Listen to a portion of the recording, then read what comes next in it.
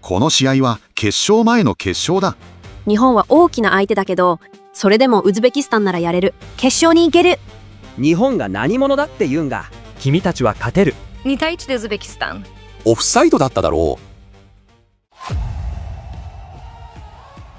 こんにちは、葵です。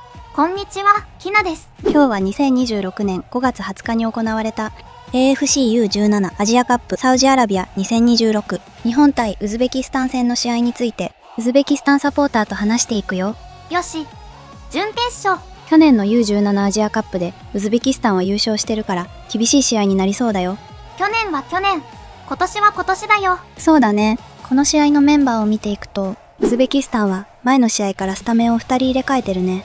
あまり入れ替えてないね。ウズベキスタンは中2日だけど、北朝鮮が直前で出場を辞退してるから、グループステージの試合が1試合少ないよ。そういうところでもドタキャンは迷惑かけてるんだ。日本は今回はどう？日本は前の試合からスタメンを6人入れ替えてきたよ。相変わらず日本は半分ぐらい変えてきたね。じゃあ今回はウズベキスタンサポーターのジャスールくんとリモートをつないでるよ。サロン。サロム。ジャスールくんよろしくね。ウズベキスタンのみんなは日本に勝つ気でいるからよろしく。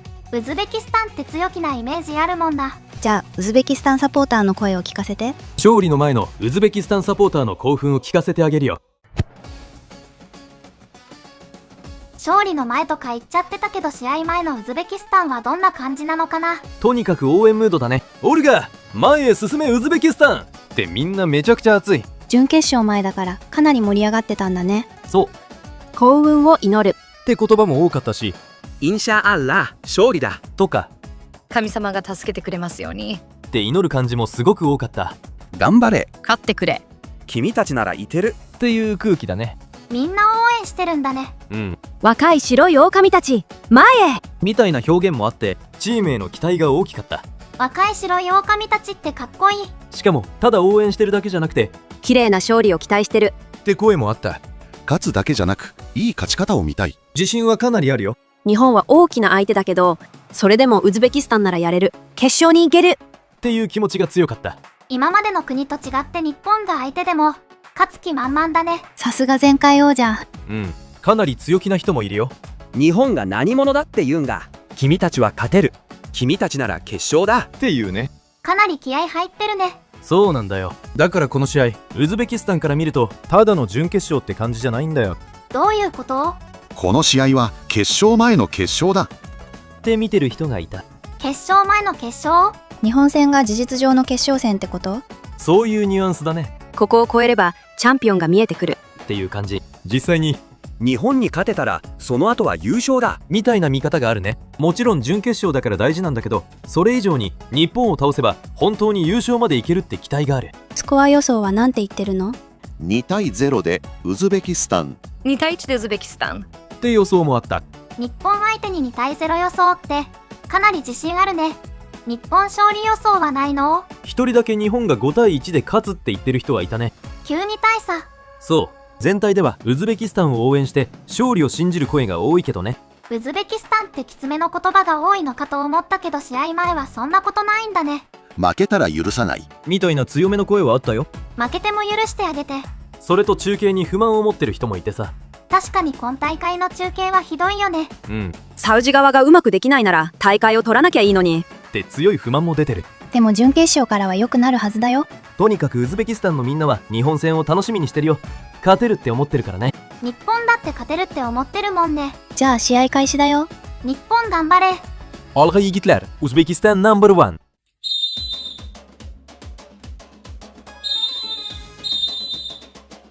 前半終わって0対1でウズベキスタンがリードだよ。ウズベキスタンだけ PK 取って日本も PK っぽいシーンあったんだけどな。それに風が強すぎなんだけど。確かに旗見ると風強すぎだね。前半はウズベキスタンのリードで終わったけど、ウズベキスタンサポーターはどうかな。0対1でウズベキスタンがリードしてるからね。よくやった、守備いいぞって感じで守備褒めてるよ。日本は攻めきれてないもんね。少ないけどウズベキスタンのハーフタイムはこんな感じだったよ。じゃあ後半見ていくよ。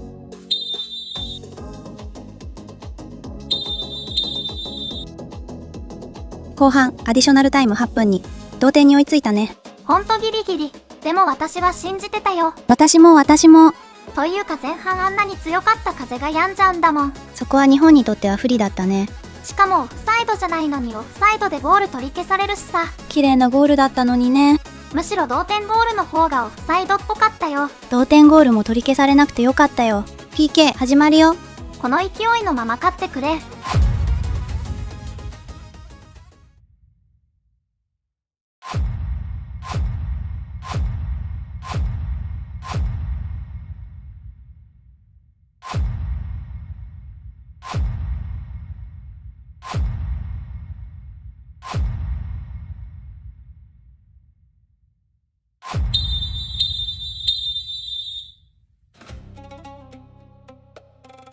試合は1対1の PK、3対2で日本の勝利だよ。 PK 余裕じゃんって思ったらハラハラさせてくるんだもん。3人で終わっちゃうと思ったら5人までいったね。 PK になると日本は弱いってよく聞くけど、私はアンダー世代で PK で負けたところ見たことないよ。 A 代表のワールドカップで負けてるから、その印象が強く脳裏に焼き付いてるんだろうね。そんな人たちはアンダー世代の PK の勝率見て上書きして。ウズベキスタンサポーターはどうなってるんだろう。やっぱり聞く。負けた時のウズベキスタンサポーターって怖いんだよね。ひなちゃん鋭いね。かなり荒れてる。まず一番大きいのは勝てた試合を落としたっていう悔しさだね。終了間際の失点だったもんね。96分まで勝利を守ってたのに最後の30秒を守れなかった。日本が頑張って点取ったね。そうなんだよ。15秒残ってたところで失点した。って言ってる人もいるし、ほとんど手に入ってた勝利を最後に落とした感じなんだよね。無駄に倒れて時間稼いでたせいで、なかなか試合が終わらなかったね。あれって時計止まってるんだ。審判によるけど、今回はちゃんと伸ばしてたね。ただ負けたっていうより、手の中にあった勝利を自分たちで落としたって見方が強いんだ。追いつかれただけじゃなくて PK で負けちゃったもんね。勝ってる流れだったのに最後に全部ひっくり返った。選手たちが積み上げてきたものが最後に崩れた。理由とか言ってる人はいないのかな。そこは後半の戦い方への不満が大きい。後半に守りに入りすぎて試合をやめてしまったように見えたっていう意見がかなり出てる。試合をやめたってどういうこと？リードしてから引きすぎて日本に流れを渡したってことだね。後半は完全に座り込んだように見えた。日本には後半チャンスが何回かあった。70分以降はプレーできなくなった。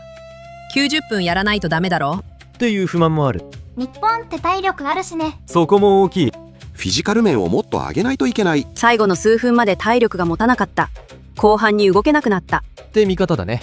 70分以降に疲れてしまうっていう話もあるし、後半に足が止まったように見えたって人が多いんだ。日本は選手を変えて試合してるから疲れも分散されてたのかもね。そうだね。でもだからこそ悔しい。選手たちが頑張ってるのはわかる。でも最後まで持たなかったってかなりショックを受けてる。となると監督への不満も多いの？かなり多い。監督が悪い。後半の戦術が間違ってる。交代で流れを壊したっていう声が強いね。交代への不満もあるんだね。よくプレーしていた選手を下げたのが間違いだった。っていう人もいるし、別の選手を出すべきだったっていう意見もある。この敗戦は監督の責任だってかなり強く言う人もいた。選手たちは90分近くよく耐えたのに、後半の指示や交代が良くなかった。負けると監督が悪いって言っちゃう人たちだね。選手への怒りもあるけど、監督と戦術への不満はかなり大きい。チームに合ってない。もっといい監督が必要だっていう声も出てる。監督以外には何か理由はないのかな。後半にプレーできなくなったっていうのはかなり大きなポイント。70分までは戦えても最後まで走れなかったら日本相手には苦しくなる。日本には諦めたらそこで試合終了ですよって名言があるからね。最後までボールに行く力、守りきる力、集中する力、その全部が必要だった。それに PK への不満もかなりある。ウズベキスタンは PK で苦しむことが多いっていう人もいるし、 PK 専門の指導者が必要だっていう声もある。若い選手たちに PK をちゃんと教えてほしいって意見もある。たまたま PK で負けただけで、韓国には PK で勝って準決勝に上がってきてるじゃん。そうなんだよ。最近は PK で勝ってるじゃんって返してる人もいる。ただこの試合に関しては PK で負けてるから、悔しさの矛先が PK にも向いてる感じだね。 PK にならずに本当にあとちょっとで決勝進出だったのにね。あの判定に納得してない人もいるんだ。 VAR はないのかとかオフサイドだっただろうっていう不満が出てる。最後のゴールのところ。そうだね。勝利が見えてた時間だったから判定への不満も出やすいんだよ。最後はオフサイドっぽいけど、それを言うならゴール取り消されたところはオフサイドじゃなかったから。もちろん審判に怒ってる人もいるけど、それ以上に自分たちで試合を終わらせきれなかったって悔しさが強い。悔しいけど日本は勝利にふさわしかった。全部公平だった。日本が決勝にふさわしいっていう冷静な人もいる。ウズベキスタンサポーターとしては悔しすぎる試合だけど、この試合内容では決勝に行けなかったって見る人もいるし、やっぱり日本サッカーは強いって認めてる人もいる。なんか大人だ。そうなんだよ。特に後半に日本へ流れを渡した。そこは認めざるを得ないって感じだね。選手たちへは何か言ってるの？かなり荒れてる部分もあるけど、選手たちを守る声もちゃんとある。よくやったよ。気持ちを落とさないで。準決勝まで来たのは悪くない。学生服着てすれ違うような年齢の子たちが国を代表してるんだから、それだけですごいよ。そう。若い選手たちだから今ここで壊す必要はないって考えてる人もいる。ミスはあったけど、ここで止まらないことが大事だ。いいねいいね。全力で戦った選手たちにありがとうって言ってる人もいるし、親御さんにも感謝したいくらいよくやったっていう温かい言葉もある。親の助けなしにはなかなかできないもんね。むしろ選手たちはよくやった。問題は監督や戦術だって感じだね。ワールドカップで勝とう。個別の選手に対して称賛の声もあったんだ。どの選手？やっぱりアリエフへの評価は高い。あとはスフロブとハキモフへの称賛もあるし、ゴールキーパーは良かったって見てる人もいる。アリエフ選手は9番、スクロブ選手は11番で、ハキモフ選手は4番の選手だね。9番の選手は去年もいたよね。なんか顔に見覚えがある。去年は得点王だったからね。それはすごい。覚えてる。私もすごい。負けたけど、この敗戦で終わりじゃない。 U17 ワールドカップで頑張ってほしい。そこで見せてくれっていう声もあるんだ。半年後だね。ワールドカップは1位になる。神が望めばっていう前向きな声もあるし、まだ始まったばかりだっていう励ましもある。なんか最初は怒りが強かったけど、最後はちゃんと未来を見てる感じだね。ウズベキスタンサポーターは熱いんだ。だから怒るし、だから励ます。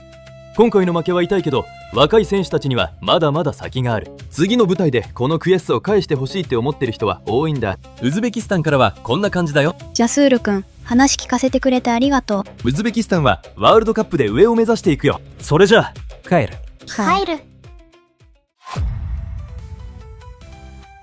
葵さん、ひなちゃん、中国がオーストラリアに勝って決勝進出を決めたよ。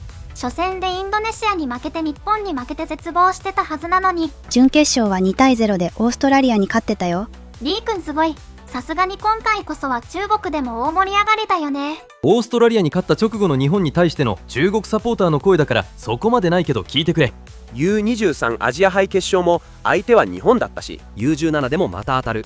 これから10年は中日サッカーの覇権争いになるんじゃないか。日本 U23 はヨルダン相手に PK で危うく敗退しかけたし、世間で言われてるほど高く評価するほどじゃない。積極的にプレッシャーをかける姿勢でいけば日本に勝てる可能性は必ずある。日本を倒して優勝できるか。 U23 の兄弟たちの敵を取ってくれないか。国則、戦い続けろ。決勝で日本にリベンジだっていう感じで中国サポーターは言ってるよ。10日前はすごい怒ってたのにもう元気だね。決勝まで来たからね。日本に勝って優勝をいただくよ。日本だって負けないんだからね。もう勝てないってなっても U23 みたいにナフプレーしてこないでよ。それじゃあ大家再見。再見。インドネシアに負けた時を考えたら中国が決勝まで来たのには驚いたね。ノックアウトステージもギリギリで突破だったもんね。中国の監督って日本人なんだよね。そうだね、浮島敏監督だよ。監督帰ろうって怒ってたのに結局決勝まで来ちゃったね。中国は準決勝のオーストラリア戦と準々決勝のサウジアラビア戦でスタメンは1人しか変わってないから疲労溜まってるかもね。すごい熱いもんね。サウジアラビア決勝はいつあるの？日本時間5月23日2時キックオフだよ。2時。金曜日の夜で土曜日の朝だね。決勝も勝って優勝だ。じゃあ終わるよ。ご視聴ありがとうございました。皆さん中国戦はどうなると思いますか？